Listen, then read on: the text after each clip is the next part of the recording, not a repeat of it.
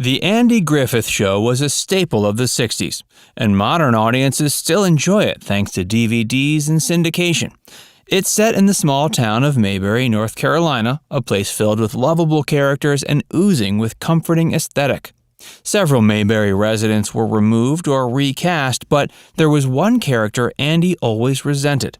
It didn't ruin the wholesome atmosphere and wasn't the biggest disagreement on set, but it did remain a thorn in his side throughout the show's successful run. Keep watching to find out which character Andy never wanted on the show. The Andy Griffith Show's success. The Andy Griffith Show ran from 1960 to 68. It bore the already familiar actor's name and propelled him to superstardom. Andy based the town of Mayberry on his memories of growing up in Mount Airy, North Carolina, which today has about 10,000 citizens.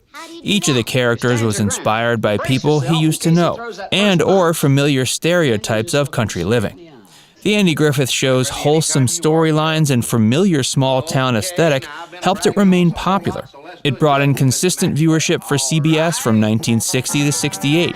It never fell below 7th place on the Nielsen ratings, and reached the #1 spot by the time it ended. This is still an honor that only 2 other massive TV shows, I Love Lucy and Seinfeld, have achieved. The show also earned awards throughout its run. It was nominated for Best Comedy but didn't win. Don Knotts and Frances Bavier won Emmys for Best Supporting Actor in a Comedy Series. These awards serve as a testament to the talents of the cast and the power of their characters.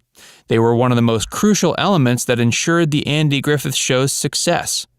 The show did more than create exaggerated versions of real residents of a country town. They created characters that were heartwarming and relatable, making you want to return to see them again and again. Even when they seemed too perfect to be real, they still provided a comforting escape from the busy cities and draining tasks of the real world. On-set disagreements. On June 20th, 2004, the character of Andy Taylor earned number 8 in TV Guide's list of 50 greatest TV dads of all time. His character got along well with everyone, but the same wasn't always true for the actor who portrayed him. There was trouble with Don Knotts, who played Andy's trusted deputy Barney Fife. The 2 actors originally signed 5-year contracts for the show and hadn't planned to work on it any longer than that. Don began to seek out other projects when this period ended, but Andy wanted to stay. He wrote up a new contract, but it conflicted with the 5-year movie deal Don had already signed with Universal. He was replaced by Jack Burns in 1965. Andy Griffith and Frances Bavier, who played Aunt Bee, didn't get along while filming. She wasn't a fan of her character and resented the role. Andy visited her when she was ill in 1989, and she said she regretted they didn't get along better. These disagreements were mild and eventually became water under the bridge. They didn't affect the show's success and consistently high viewership. Andy Griffith always managed to keep a relatively cool head in terms of his show, even when the showrunner suggested a character he never thought could work. Why Andy didn't want a mayor. Despite a few small on-site disagreements, there was only one character Andy himself held resentment over. He had a certain level of control over the creative process, but wasn't able to say no to everyone. This meant he eventually had to add a character he hated to the show not once, but twice. The Andy Griffith Show started as something very different than what it became. As a stand-up comedian, he originally wanted to include a few of his stand-up routines. Once Don Knotts entered the cast as Barney, he gave the role of the funny guy to him. When Andy was first planning the show, he wanted to base it on his appearance on the Danny Thomas Show in 1960. The premise would be that since Mayberry was such a small town, poor Andy Taylor would have to be its sheriff, justice of the peace, newspaper editor, and mayor.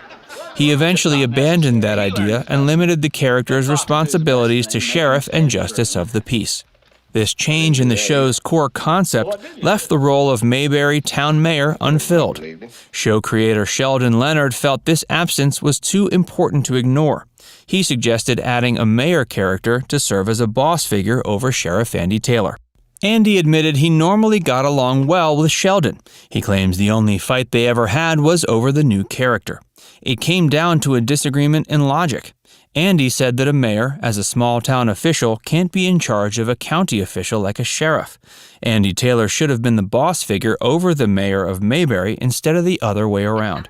This explains why he always felt the character didn't work. Whether Andy was right or not about the character is debatable. Viewership didn't decrease when Mayberry gained a mayor, and in the eyes of network officials, this meant he was a success. Hey, if you're enjoying this video so far, make sure you give it a like, and subscribe to Facts First if you haven't already. Mayor Pike. Andy Griffith had at least one thing in common with his character Andy Taylor. He never wanted a mayor bossing him around. It didn't seem right based on their respective ranks. When it came time to create the character, he went back to a familiar memory. Floyd Pike was a respected businessman from Andy's hometown and served as the inspiration for Mayor Pike. This was the first attempt at creating a mayor for Mayberry. He used his minimal authority to lead the town for 11 episodes of the first 2 seasons. His first appearance was in the episode The Manhunt, and his final one was in the episode The Manicurist. Dick Elliott played Mayor Pike. He was born Richard Damon Elliott on April 30th, 1886 in Salem, Massachusetts. He was only 5'4" and was overweight throughout his life. He became known for playing judges, mayors, newspaper reporters, policemen, and other authority figures. Audiences often recognized Dick Elliott's face and unique voice without knowing his name.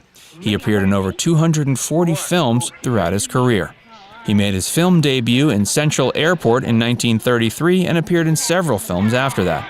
He became a regular presence on dozens of TV series in the 50s, including Dick Tracy, My Little Margie, Adventures of Superman, and I Love Lucy. Dick Elliott died of natural causes in 1961 at the age of 75. The death came halfway into Season 2 of The Andy Griffith Show. His final episode was released 2 months later. The show didn't provide any explanation as to where Mayor Pike had gone. Fans had several theories, saying he may have died or left town. They didn't get confirmation, but they did get a replacement character. Mayor Stoner. Mayberry got a new mayor after Dick Elliott died. His name was Roy Stoner, and he was played by Parley Bear in 7 episodes of Season 3. The first Mayor Stoner episode was fittingly titled Andy and the New Mayor. It showed off his stricter approach compared to Mayor Pike. His interference with Andy and Barney's police work leaves a poor man convicted for moonshine stuck up in a tree after being chased by a bear. Mayor Stoner's final episode was entitled Rafe Hollister Sings. It aired near the end of the show's run. Parley Bear was born in 1914 in Salt Lake City. He developed an interest in acting from a young age and after graduating from West High School, studied theater at the University of Utah. He developed a respectable reputation as a character actor. He performed in over 15,000 radio programs, 60 movies, and 1,600 TV shows in his 60-year career. His roles included Chester in the original production of Gunsmoke, Darby on The Adventures of Ozzie and Harriet, and one of the Keebler Elves. These radio appearances may have made Parley's voice more recognizable than his face, but he was still a powerful figure whenever he performed. Bear died at the age of 88 on November 22, 1997, due to complications from a stroke. Mayor Stoner's disappearance in the last few episodes also went unexplained. The Andy Griffith Show is one of the most enduring TV shows of all time. Each of its residents touched the hearts of viewers, even the ones that Andy didn't want to be included. Andy Griffith Jr., known as Sam Griffith, was adopted. Andy Griffith married his first wife, Barbara Edwards, also an actor, in 1949. From there, they embarked on a marriage that lasted 23 years. Early on, the couple found out they couldn't have children, so they decided to adopt. They eventually found 2 infants born just a year apart, a boy and a girl. They named their children Andrew Samuel Griffith Jr., later known as Sam, and Dixie Nan Griffith. Andrew was, of course, proudly named after Andy himself. Andy and Barbara were hands-on parents and, quote, a lot of fun, Dixie later said. They worked hard to protect their children and keep them out of the spotlight, especially since they were adopted. The couple divorced when Dixie was just 12, and both siblings lived with their mother. Sam Griffith and his sister Dixie had an idyllic childhood. Being the son of one of America's most beloved actors has its perks. Andy Griffith was what many would describe as the perfect dad, both on and off screen. While daughter Dixie would describe her dad as a very strict disciplinarian, in the same breath she would say he was a very moral man who had high standards of what was right and wrong. While the Griffith family lived in California when Andy was filming, they packed up and headed to their estate on Roanoke Sound in North Carolina as soon as summer rolled around. There, the children went boating, picnicked, played sports, and went fishing. Due to their star-studded family ties, the siblings once even landed parts in a historical outdoor drama, The Lost Colony, put on by the community. Hey, if you're enjoying this video so far, make sure you give it a like, and subscribe to Facts First if you haven't already, and stick around for a lot more about Sam Griffith. He went off the rails despite the support. Sam was the first to admit he was a wild child, especially in his adolescent years. He was the quintessential rebellious teenager, a far cry from the kinds of sons you saw in popular culture in the 50s and 60s. Despite being a model father on the TV and at home, Andy, it was said, simply didn't know how to control his wayward son. He quickly gave up on him. Later, Sam admitted his father didn't love him because he wasn't the same as Opie, the fictional perfect son on the Andy Griffith Show. His sister Dixie had a very different view of their father. While Sam's relationship with his father was troubled, the opposite was true of the love between Andy and his daughter Dixie. In later years, Dixie recalled fond memories of family holidays. She remembers him, for example, making her wear one of his old-timey caps while sitting in the rumble seat of his antique car. Despite the less-than-perfect picture painted by her brother Sam, Dixie continually insisted their father was an excellent caregiver. He typically worked early mornings to be home by the afternoon to spend time with his family. And while so many people wanted to be near Andy Griffith, to her he was just dad. Dixie was never in awe of him as an actor. Andy Griffith's son was addicted to alcohol. While Sam idolized his father, he chafed at the strict discipline Andy was known for. Andy was a dominant character, and most of the time Sam felt pressured to live up to an ideal he felt was unachievable. Then, in 1972, Andy and his wife Barbara divorced, with Barbara getting custody of Dixie. Sam, who was 14 at the time, was in the custody of his father. But being forced to live under Andy's rules, Sam began to drink more and more alcohol. Eventually, he couldn't live without a drink, and his addiction to the stuff, both alcohol and drugs, would plague him most of his adult life. He was jailed in 1992 for domestic abuse. Fast forward to 1992, and years of a troublesome lifestyle finally caught up with now 34-year-old Sam Griffith. He was sentenced to 3 years of unsupervised probation after violently assaulting his wife, Renee, weeks after getting married. She suffered a broken finger, and to make matters worse, she was pregnant at the time, and the assault caused a miscarriage. As well as being placed on unsupervised probation for 3 years, Van Nuys Superior Court Judge James Coleman also handed him a 90-day jail sentence. At the time, Sam worked as a North Hollywood real estate developer, and it's this high-flying profession that might have fueled his drug habit, which had become so uncontrollable that he'd wake up in the morning wanting coke. He also had firearm charges. According to Renee, this was not the first violent fight between her and Sam. When Renee reported the assault, she also told police Sam Griffith threatened her with a gun and even fired it. But prosecutors had doubts whether a jury would believe Renee's testimony, so the accompanying charges of assault with a deadly weapon and negligently discharging a firearm were dismissed in exchange for a plea of no contest from Sam. Sam Griffith had a falling out with his father. Following Sam's sentencing, his father Andy stopped all contact with his son. It was so serious he even told the press he had emotionally disinherited him. His son's brush with the law was the final straw for Andy, on the back of Sam's years of drug abuse. Instead of a son, he could only see a stranger hell-bent on self-destruction. After all, he had already shelled out a whopping $15,000 to send him to rehab. But after Sam's death, a close friend told reporters Sam felt his father was ashamed of him, and he cushioned that pain with substance abuse. Sam even once admitted he pushed Andy too far. Their relationship was beyond the point of no return. Before he died, Sam wrote a letter to Andy. Shortly before Sam Griffith tragically passed away, sources say he wrote a heartfelt letter to his father, explaining how much he changed and how much he wanted to make amends for all the years of trauma and separation. In the letter, it's claimed he wrote, "Please, Dad, just give me one more chance." Sadly, the letter never reached his father's hands. Even in his final moments, he wasn't able to get the fatherly love and friendship he'd wished for. Sam Griffith died early and tragically. On the night of his death, in January of 1996, Sam Griffith left a party early because he wasn't feeling well. Later that evening, a friend visited to find him slumped over a desk in his North Hollywood home. They tried to resuscitate him and called 911, but it was to no avail. Sam was just 38 years old. It seems his years of alcohol abuse had caught up to him. Before his death, Sam's close friends say he'd recently gone clean, had a more positive outlook on life, and was looking to move into a new career field doing, quote, something he enjoyed. Andy Griffith didn't attend his own son's funeral. Andy Griffith decided not to attend his son's funeral, with a friend stating that any chance of reconciliation between the two estranged family members went to the grave with Sam. It wasn't until years later, in 2012, when Andy died at age 86, that he said the sorrow of the unmended relationship still weighed on his heart and mind. In fact, at the time, insiders said that Sam's death devastated his father. It was very, very painful, he reportedly confessed to a friend upon hearing the news of Sam's passing. He admitted to questioning how good of a father he was. Anita Corso was born November 3, 1933. She was born in Hutchinson, Kansas, and studied drama at Northwestern University in Evanston, Illinois. She decided to abandon her studies soon before graduating and instead left for New York to pursue a career in entertainment.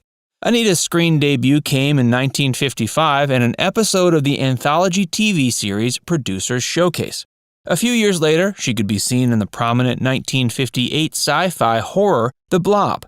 From there, it was a quick upward trajectory for the burgeoning actress. Soon, she was given a role on the already established sitcom The Andy Griffith Show. The Andy Griffith Show was a titular vehicle for its star, Andy Griffith, who played Andy Taylor. Anita was brought onto the show during its third season. She was given the role of a school teacher that Andy develops an attraction to. Soon, their characters were written into a romantic relationship. However, this relationship soon transcended the boundaries of the small screen and entered the realities of these two actors. Anita was neither Andy's first love interest on the show nor his only love interest in real life. Andy had been married for over 15 years at the time he began his affair with Anita and had several children with his current wife. Despite this setback, Andy couldn't help himself from pursuing his new co-star romantically. The two eventually entered into an affair, but had a hard time keeping it a secret from their co-workers. Many of the cast and crew members became aware of Andy and Anita's adulterous romance. One time they played a prank involving a young assistant. The crew had found out when and where Andy and Anita were going to meet up, and sent the assistant there dressed as a waiter to deliver a romantic meal. Unsurprisingly, Andy was not pleased.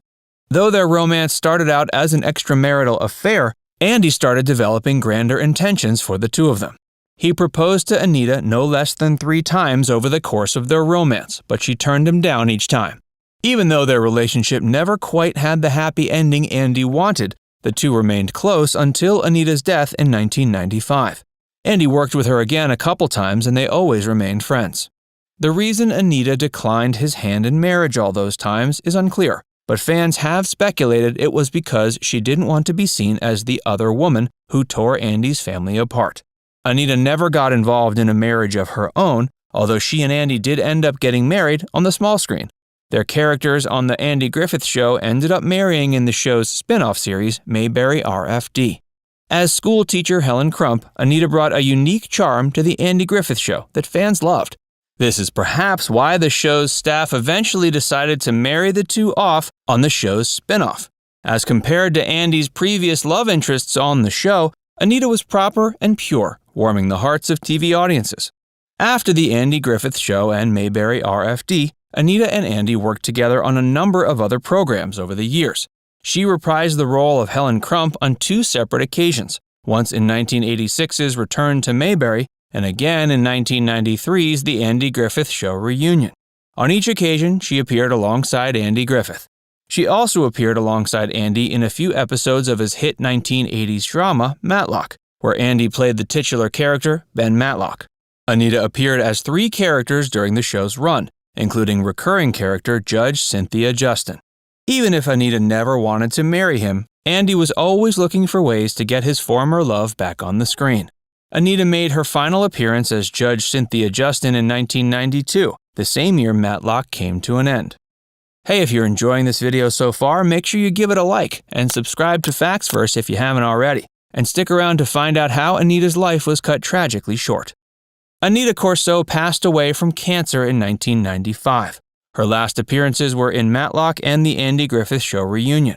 She left behind no children. However, she certainly left behind an impressive legacy and an empty place in the heart of her longtime co-star and romantic partner, Andy Griffith. Andy Griffith wasn't the only star that Anita appeared alongside during her career. In The Blob, she starred with Hollywood legend Steve McQueen. The film was his screen debut as well. According to legend, the two were dating in real life when they secured their roles in the film. The two played lovers in the film almost a decade before Anita was brought onto The Andy Griffith Show. Anita also appeared alongside another Hollywood legend before appearing on The Andy Griffith Show, Marion Ross. They each landed a recurring role on The Gertrude Berg Show around the same time. They both made their debut on that show during the same episode in 1961. There were a number of coincidences involved in Anita's casting on The Andy Griffith Show. For one thing, both her and her character on that show came from the state of Kansas. Secondly, she shared a birthday with one of the show's established cast members, Ken Berry. Not only were they born the same day, but also the same year. The last coincidence only came about after the show, but it's still notable. In a couple of 1975 episodes of the police drama Adam 12, Anita could be seen as the new girlfriend of character Pete Malloy. Pete Malloy was a police officer, just like Andy Taylor. In one strange incident, Anita campaigned to have a minor character on The Andy Griffith Show named after a friend of hers as a small personal tribute. According to Anita, she approached one of the show's writers about it, a man named Jim Fritzell. Her friend's name was Phil Sunkel, and Anita wanted to give the name to a small character in the episode The Mayberry Band. Despite her good intentions, the incident didn't turn out so great for the show. Phil was depicted as a jazz musician, which was his career in real life. Apparently, after the episode aired, he felt it tainted his career. Because of this, he sued The Andy Griffith Show for $20,000.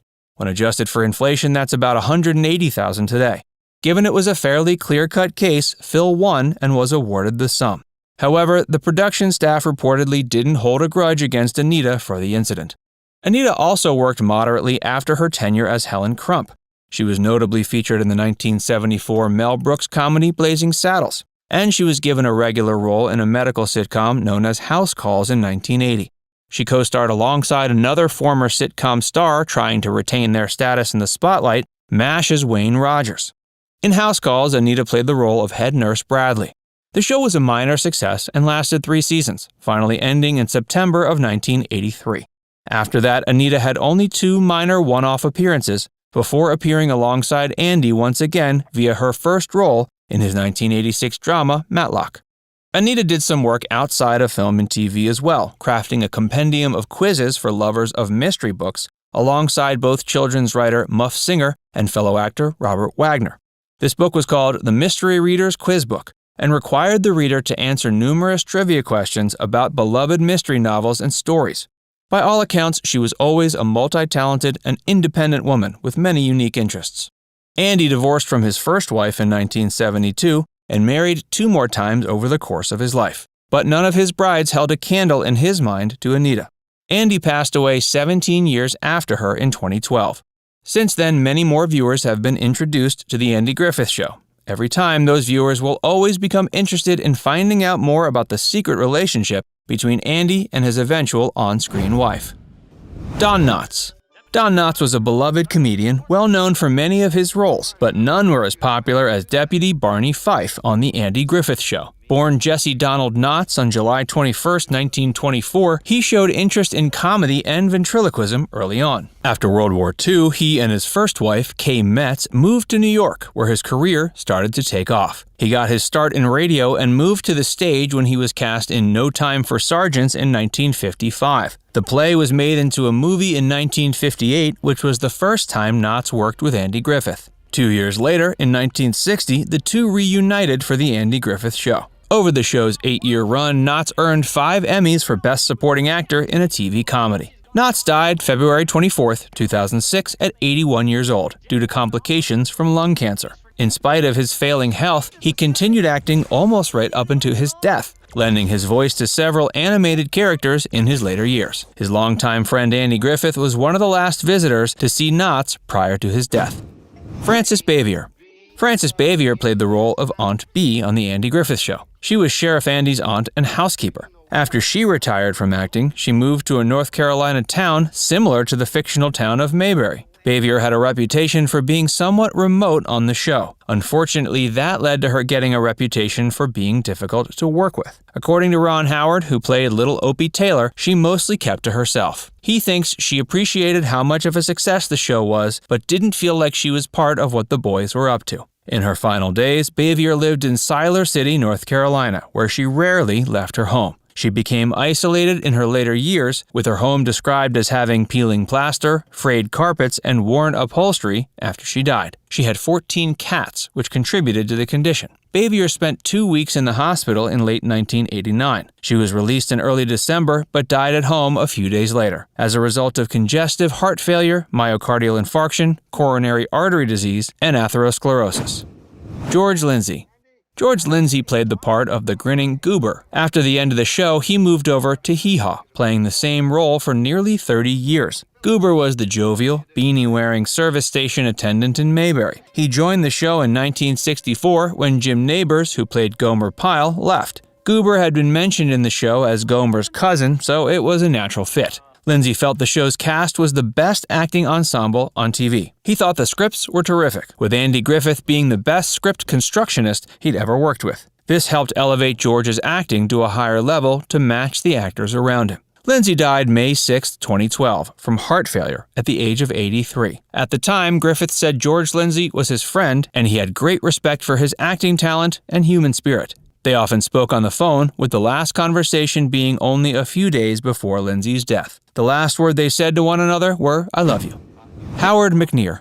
Howard McNear played one of the most loved characters on the show, the town's barber and dedicated gossip, Floyd the Barber. The men in Mayberry regularly gathered in his shop for a trim and some serious gab. McNear suffered a stroke in 1963 that left him almost paralyzed on the left side of his body. He was in bad shape for quite a while and missed nearly 2 years of the show. Most series would have either written him out or replaced him with another actor, but Andy Griffith wouldn't hear of it. Griffith got in touch with McNear's wife, who thought it would be good for him to get back to work. Because of his mobility limitations, he was written into scenes where he could be sitting or use a stand the crew built to support him. This let him stand behind the barber chair and use one hand. His mind hadn't been affected by the stroke, so his comedic timing and acting skills hadn't changed. Unfortunately, 2 years after returning to the show, McNear had another stroke and died January 3, 1969. Most of the show's cast attended his funeral, which was described by show producer Richard Link as the only funeral he'd ever been to where there were more laughs than tears. Anita Corso. Anita Corso played schoolteacher Helen Crump on The Andy Griffith Show, later becoming Sheriff Andy Taylor's girlfriend. Corso made her small screen debut in a 1955 episode of Producer's Showcase and moved into movies with an appearance in The Blob, a very successful sci-fi horror film from 1958. She went on to play roles in a handful of other movies over the next 20 years, including Good Neighbor Sam in 1964, A Rage to Live in 65, Blazing Saddles in 74, and The Toolbox Murders in 1978. She made guest appearances on a number of TV series during the 60s, but it was her role as Helen Crump on The Andy Griffith Show that she'd be best remembered for. She joined the show in the 3rd season with a relatively minor role as Mayberry's schoolteacher, but became a main character after becoming Andy's girlfriend. Crump and Taylor were married in the first episode of the show's spin-off series, Mayberry RFD. Corso worked with Griffin again on his procedural series Matlock in the 80s. She reprised her role as Helen Crump in 1986's Return to Mayberry and The Andy Griffith Show reunion in 93. That was her final screen appearance before her death on November 6, 1995, at age 62 due to complications from cancer. Jack Dodson. Jack Dodson played the officious county clerk Howard Sprague on both The Andy Griffith Show and Mayberry RFD. He was a veteran of Broadway, film, and television, but best known for his role on the show. Dodson graduated from Carnegie Tech's drama department and went on to Broadway productions of Our Town, You Can't Take It With You, and Huey. It was during his time on stage in Huey that Andy Griffith spotted him. His role on the show started in 1967, only a year before it ended its run. He also appeared in many other popular shows like The Fugitive, Hawaii Five-0, Barney Miller, and Newhart. He also worked with Griffith again on Matlock. He died September 16, 1994, at age 63 to heart failure. Andy Griffith. Andy Griffith, who played Sheriff Andy Taylor on the show that bears his name, was well known for many roles, but Sheriff Andy is the one most people immediately think of. His life nearly went in a completely different direction, as he almost became a musical pastor when he was young. In school, he wasn't athletic, wasn't a very good student, and his family didn't have a lot of money. Music was the thing that made him feel like somebody. It was the switch from a sociology major to a music major while at the University of North Carolina that led him down the path to stardom. He asked the bishop whether he could major in music and still become a minister, to which the answer was no. And the rest is history. Interestingly, Griffith did stick with music in spite of his popularity as an actor. Over the years, he released a number of albums of hymns and other old-time songs. Griffith died July 3, 2012, at 86 years old, after suffering a heart attack. His burial took place less than 5 hours after his death in the Griffith Family Cemetery in Dare County, North Carolina. This had been planned for some time, and the hasty burial was the wish of his family. Ron Howard.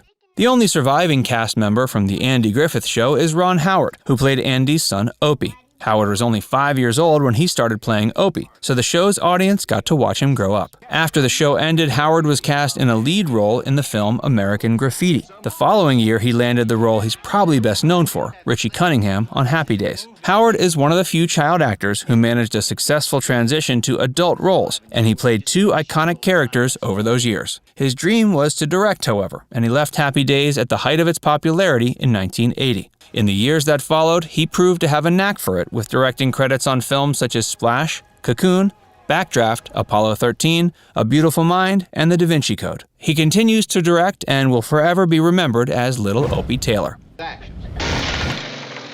Sheriff Andy Taylor. Andy Griffith was one of television's most beloved actors during the 60s, thanks to his leading role as Sheriff Andy Taylor in The Andy Griffith Show.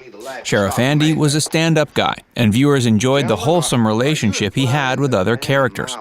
However, the most memorable part of the show was his relationship with Opie. Throughout the show, Andy was a role model to Opie and the real-life actor Ron Howard.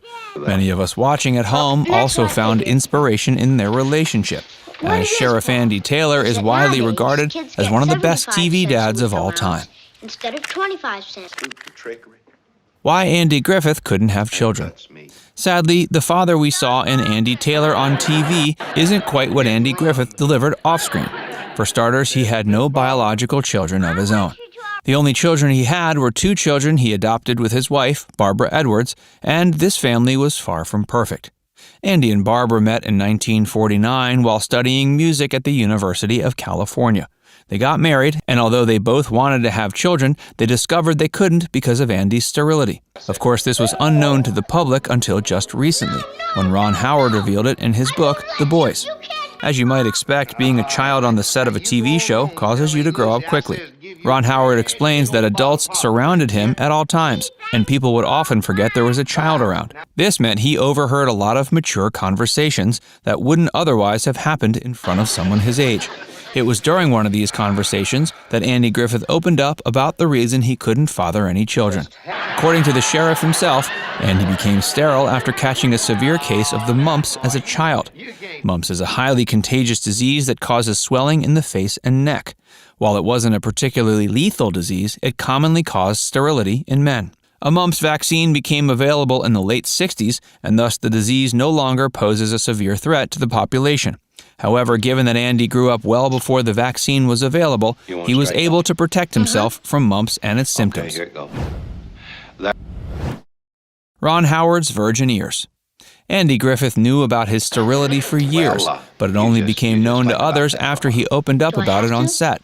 Of course, this came at a cost for the young Ron Howard, who learned these mature topics at an early age. In his book, he shares Andy is one of the most uninhibited storytellers, so it's possible this wasn't the only incident of an inappropriate story. But Howard said this knowledge left him feeling scandalized, mostly because he didn't even know what it meant to be sterile. While he sometimes understood the repercussions due to the context of Andy's story, the subject of sterility was all too foreign for what he called his virgin ears. It's no surprise that Andy and Ron shared a close relationship during their time on the show, but it was not close enough for Griffith to be explaining the birds and the bees. Andy was not shy about making friends on set, and he shared camaraderie with everyone on the production team. So Ron went to his father, Rance, for clarification. On their way home from set that day, Rance explained the threat of mumps and what it meant to be sterile. Rance admitted that he and many others from their generation came down with mumps, but most were lucky not to have it as bad as Andy Griffith did. Luckily, this is a disease that Ron Howard and newer generations don't have to fear because of the vaccine. Andy Griffith's real-life fatherhood. Despite not being able to father his own children, Andy still adopted 2 with his wife. This included a daughter named Dixie and a son named Sam.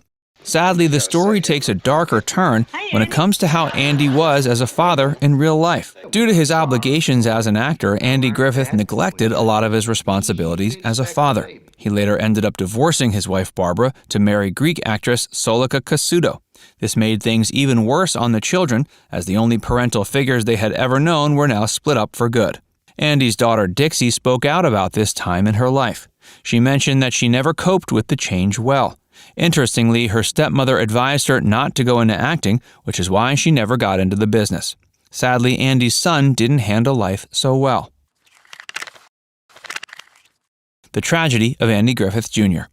After the divorce of Andy and Barbara, Sam descended into alcoholism. It wasn't long before this led to broader drug addiction and various run-ins with the law. Sam also developed mental health problems and anger issues. He was arrested for domestic abuse after hitting his pregnant wife, a pregnancy that tragically ended in a miscarriage. Sam was later convicted and sentenced to 3 years in jail. This sentence was later extended due to violent behavior while in jail. Eventually, the turmoils of Sam's life became too much for the family to handle. While they tried to support him and get him into rehab, he drifted further and further away. Andy Griffith eventually disowned him, and even Dixie had to cut him off. After years of exhausting his body with drugs and alcohol, Sam Griffith developed cirrhosis of the liver, which cost him his life. In his final days, he wanted to reconcile with his father and the rest of his family. He wrote Andy a letter in which he apologized for his actions and asked for forgiveness. Sadly, the letter never made it to Andy. Sam was found dead with the letter still in his hand. Andy Griffith never recovered from losing his son. After Sam passed, Andy was never the same. His daughter said he was devastated by his passing and that it affected him on a very deep level. Perhaps the most tragic detail in this story is that Andy didn't attend his son's funeral. Due to his massive fame, there would have been too much paparazzi at the funeral for him to show up. Given how fragile Andy was during this time, he decided it was better for him not to go at all. It seems his television role as a father may have prevented him from giving fatherhood his all in real life. For many years after, Andy blamed himself for Sam's death. He felt he was responsible for what happened and that he could have lived longer if Andy were a better father. It's no secret that Andy Griffith himself struggled with addiction for these reasons and later passed with many unresolved sorrows. Griffith died of a heart attack.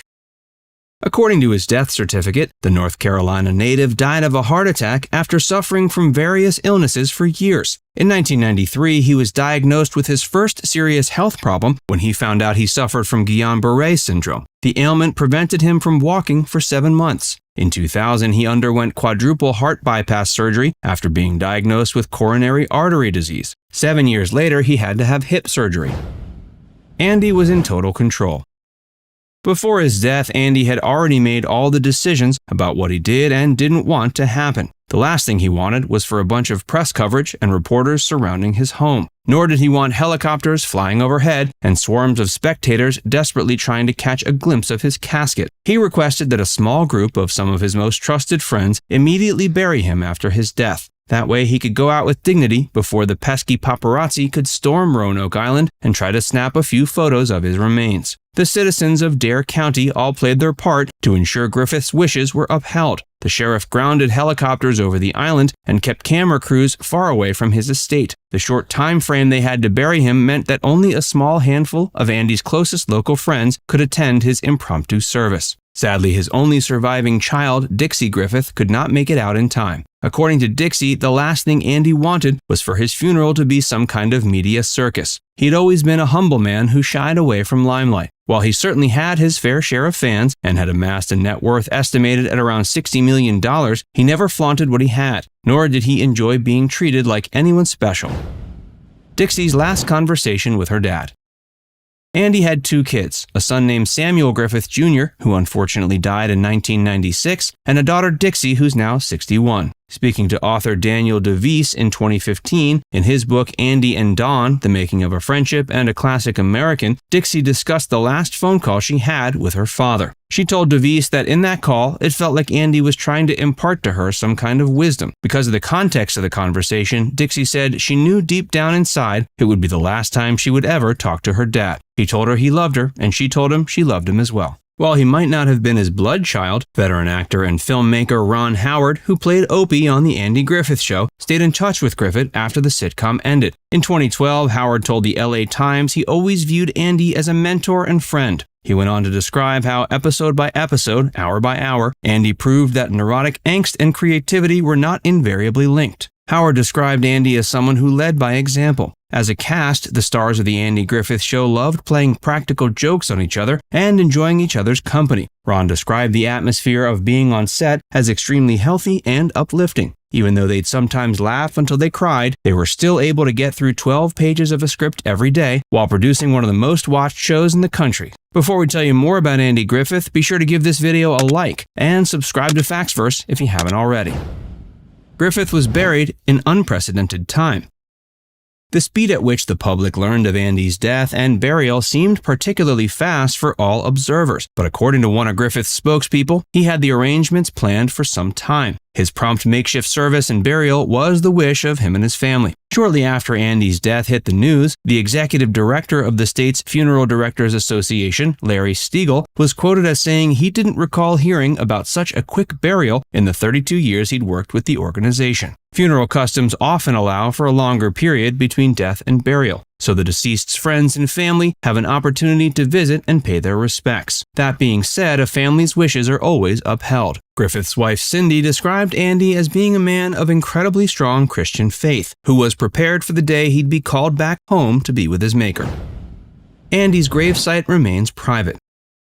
If you plan on visiting Roanoke Island to pay your respects at his gravesite, you're out of luck. That's because just like everything else surrounding his death, his burial site remains private to this day. After his death, the actor's body was quickly moved to an unmarked grave at his island estate. His family does not allow anyone to enter the property to get a glimpse of his final resting place. Every other star from The Andy Griffith Show is buried in a public cemetery, so if you want to lay flowers on the graves of Don Knotts or Francis Bevier, you should have no problem. To ensure his private resting place would remain private, Andy's widow Cindy even opted to have his house demolished less than a year after his passing. Some of Andy's friends and neighbors weren't pleased by this decision. Ira David Smith, a producer and lifelong friend of Griffith, was quoted as saying she had always assumed the property would eventually be preserved and open to the public. Andy had purchased the estate in the 50s and at one time even expressed interest in it being turned into some sort of museum one day, but that idea obviously faded. Even so, there's an Andy Griffith Museum in Mount Airy, North Carolina. There you'll find the most extensive collection of Andy Griffith keepsakes and memorabilia in the world.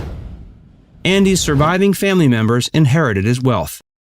Griffith's roles as Andy Taylor and Ben Matlock on Matlock contributed to him netting a cool $60 million throughout his 6-decade spanning acting career. It's more than likely Griffith left half of his fortune to his wife Cindy and the other half to his daughter Dixie. But one gossip rag reported on a rumor that Griffith had cut his daughter out of his will. It's important to note this claim has never been confirmed, and Dixie has only spoken favorably of her father since his death.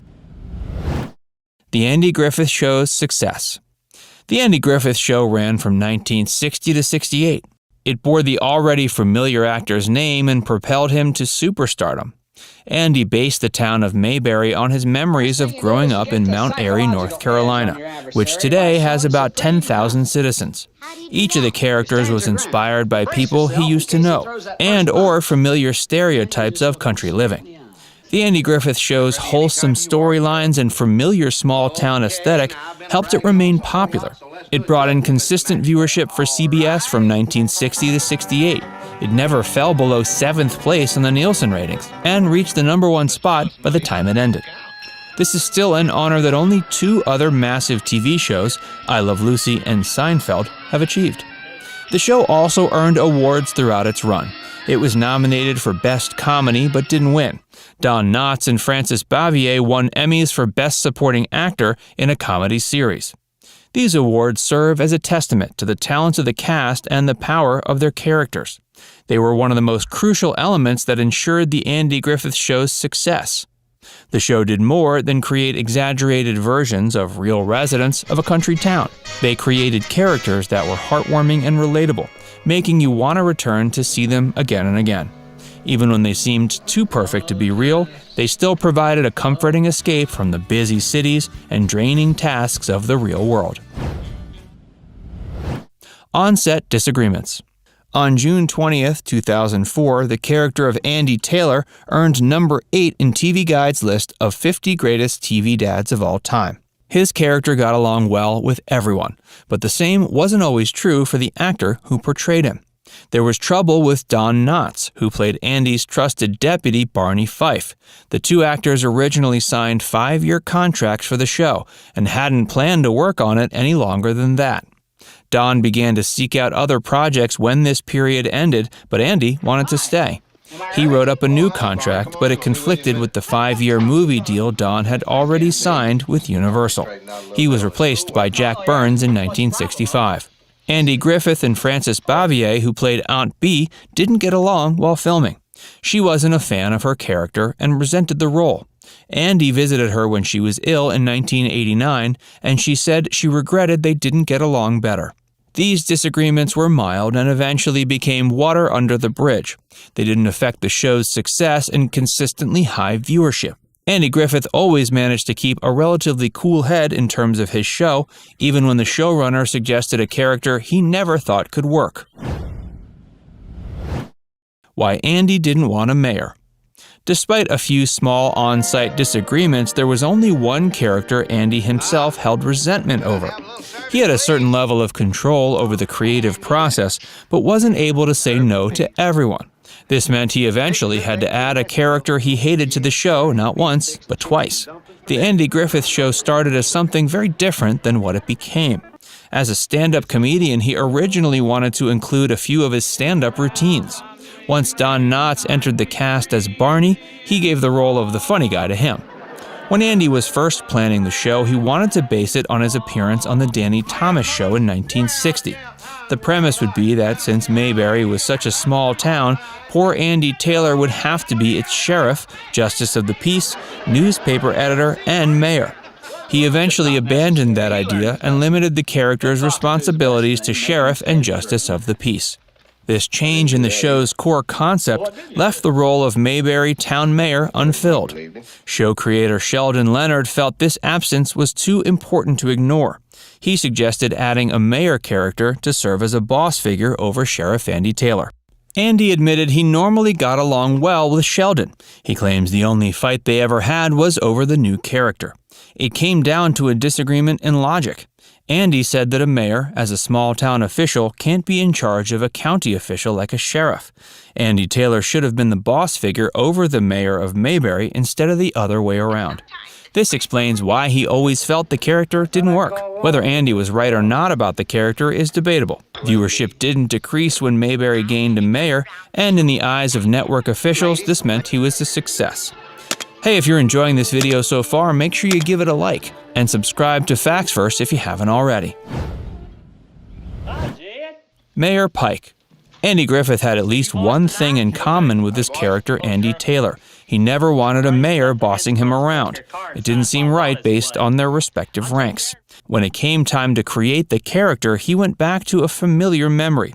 Floyd Pike was a respected businessman from Andy's hometown and served as the inspiration for Mayor Pike. This was the first attempt at creating a mayor for Mayberry. He used his minimal authority to lead the town for 11 episodes of the first 2 seasons. His first appearance was in the episode The Manhunt, and his final one was in the episode The Manicurist. Dick Elliott played Mayor Pike. He was born Richard Damon Elliott on April 30th, 1886 in Salem, Massachusetts. He was only 5'4" and was overweight throughout his life. He became known for playing judges, mayors, newspaper reporters, policemen, and other authority figures. Audiences often recognized Dick Elliott's face and unique voice without knowing his name. He appeared in over 240 films throughout his career. He made his film debut in Central Airport in 1933 and appeared in several films after that. He became a regular presence on dozens of TV series in the 50s, including Dick Tracy, My Little Margie, Adventures of Superman, and I Love Lucy. Dick Elliott died of natural causes in 1961 at the age of 75. The death came halfway into Season 2 of The Andy Griffith Show. His final episode was released 2 months later. The show didn't provide any explanation as to where Mayor Pike had gone. Fans had several theories, saying he may have died or left town. They didn't get confirmation, but they did get a replacement character. Mayor Stoner. Mayberry got a new mayor after Dick Elliott died. His name was Roy Stoner, and he was played by Parley Bear in 7 episodes of Season 3. The first Mayor Stoner episode was fittingly titled Andy and the New Mayor. It showed off his stricter approach compared to Mayor Pike. His interference with Andy and Barney's police work leaves a poor man convicted for moonshine stuck up in a tree after being chased by a bear. Mayor Stoner's final episode was entitled Rafe Hollister Sings. It aired near the end of the show's run. Parley Bear was born in 1914 in Salt Lake City. He developed an interest in acting from a young age and after graduating from West High School, studied theater at the University of Utah. He developed a respectable reputation as a character actor. He performed in over 15,000 radio programs, 60 movies, and 1,600 TV shows in his 60-year career. His roles included Chester in the original production of Gunsmoke, Darby on The Adventures of Ozzie and Harriet, and one of the Keebler Elves. These radio appearances may have made Parley's voice more recognizable than his face, but he was still a powerful figure whenever he performed. Bear died at the age of 88 on November 22, 1997, due to complications from a stroke. Mayor Stoner's disappearance in the last few episodes also went unexplained. The Andy Griffith Show is one of the most enduring TV shows of all time. Each of its residents touched the hearts of viewers, even the ones that Andy didn't want to be included. Andy learned to be an entertainer to thwart off bullies. Even though he became a world-famous TV star, Andy Griffith still enjoyed spending his summers in North Carolina walking around shoeless. According to his daughter Dixie Griffith, Andy would frequently go into stores barefoot. Sometimes he'd even go in without a shirt. Apparently, the old no shirt, no shoes, no service thing didn't apply to a star of his caliber. This was just one of many ways Griffith shamelessly bucked the expectation that one might have of a typical Hollywood-type star. He grew up in the sleepy little blue-collar town of Mount Airy, North Carolina. In his younger years, he would never have dreamed that one day he'd own a beautiful home on a 70-acre estate on Roanoke Island in the Outer Banks. Still, once he'd achieved fame and amassed a sizable fortune, he returned to his native state every summer to reconnect with his roots. Dixie says that North Carolina was where her father felt the freest. Frequently, Andy would take his family on boat trips, go water skiing, and play volleyball. He loved the simpler things in life and wasn't one to flaunt his status or indulge in luxuries. According to Dixie, Andy was just a guy who loved to entertain and bring a smile to the faces of people around him. Wherever he went, he was the life of the party, not because he was a fancy Hollywood hotshot, but because he was a down-to-earth regular Joe that anyone could relate to. Entertaining was initially just one of his survival skills. As a child, he learned he had a knack for it, and it became his thing. His father worked as a foreman at a local furniture factory, so his parents could afford to dress him well. That ended up working against him, however, because the majority of the other kids from Mount Airy were more poor and couldn't afford to dress as dapper as he did. Because of this, Andy was bullied a lot as a child. According to Daniel DeVice, author of the book Andy and Dawn, The Making of a Friendship and a Classic American TV Show, Griffith hit a significant turning point when he discovered he was able to deflect his bullies' ire by making them laugh. Before we tell you more, be sure to give this video a like and subscribe to Facts Verse if you haven't already. Andy was a talented musician and comic. In high school, Andy took drama classes in addition to signing up for music lessons. Griffith's love for both of these things would be a significant part of his story throughout his life and professional career. Dixie recalls her father was always passionate about music. He had several musical instruments, including guitars, banjos, and a piano. While most know him for his work on the screen and stage, Andy was a very talented multi-instrumentalist who put out several critically acclaimed albums over the course of his life, including the Grammy-winning 1996 folk album I Love to Tell the Story, 25 Timeless Hymns. Faith was also an integral theme in Andy's life story. While he was in the process of earning a degree in music at the University of North Carolina, Griffith entertained the idea, albeit briefly, of becoming a preacher. Whenever life would throw Andy challenges, he'd fall back on his faith and unwavering belief in God to help him navigate these obstacles. This was no more evident than the time he was quoted as saying it was his firm belief that in every situation, no matter how difficult, God extends grace greater than the hardship. While in college, he started acting with the Carolina Playmakers, while simultaneously writing his own material. This led to a door being opened to him in the realm of show business. In 1953, his comic monologue entitled What It Was Football became a national hit. He followed that up with an appearance in the teleplay No Time for Sergeants in 1955.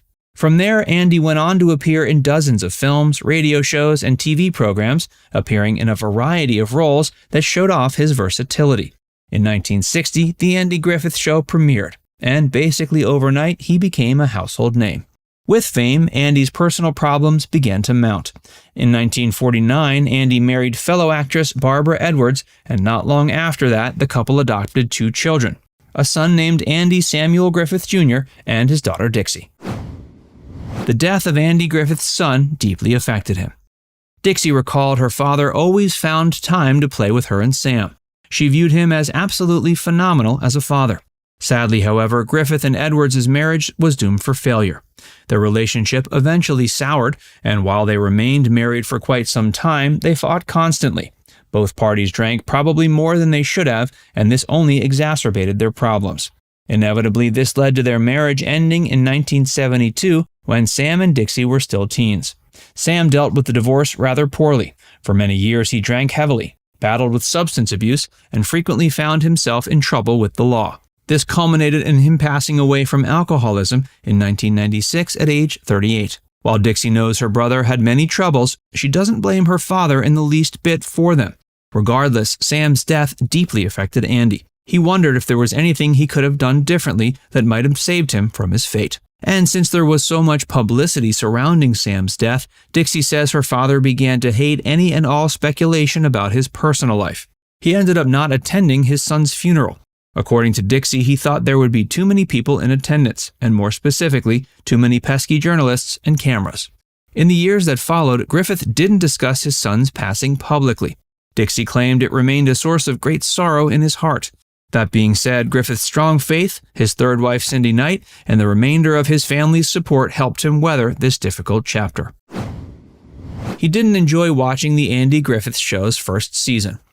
TV shows often take some time to work out all the kinks. It's not uncommon to hear people say things like, the first season isn't that great, but it gets good from there. The Andy Griffith Show was no exception, and one of the show's biggest critics throughout its first season was none other than Andy himself. Andy reportedly once told Aaron Rubin, one of the sitcom's producers, that he couldn't stand watching himself in early episodes. Apparently, he felt his performance was too forced. Throughout the series' first season, both Andy and Don Knotts played up their southern accents quite a bit. Since he had found early success assuming a southern bumpkin role with his What It Was Football comedy routine, it makes sense he would lean into this aesthetic. At first, this felt only natural, but in time he shifted away from it, thinking it sounded too fake. As the show progressed, Griffith arrived at a place where he was much more comfortable with how his character expressed himself. Likewise, the relationship dynamic with his co-star Don Knotts also evolved. He quickly realized there was a perceivable magic that occurred whenever he let Barney be the over-the-top one while he played the straight man. Now it's time to hear from you. What's your favorite memory of Andy Griffith? Let us know in the comments section below. And before you go, make sure you give this video a like and subscribe to Facts First if you haven't already. Click the bell icon to stay updated on all our latest content.